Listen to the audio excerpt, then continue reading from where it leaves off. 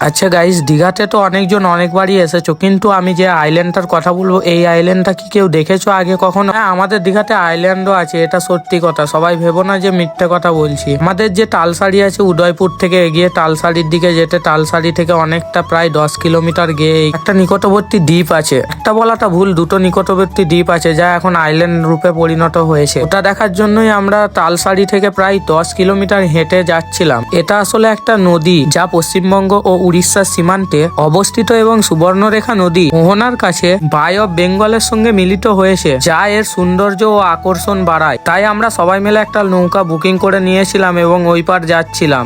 ওই পার বলতে ওই আইল্যান্ডটাতে শুনেছি নাকি এখানে হাজার হাজার লাল ক্যাঁকড়া দেখা যায়। যাই হোক, তারপর আমরা সবাই মিলে একটা নৌকা ভাড়া করে উঠে পড়লাম তার মধ্যে। এবার ওই পার গিয়ে দেখি কিরকম কি দৃশ্য, হাজার হাজার ক্যাঁকড়া দেখতে পাই কি পাই না।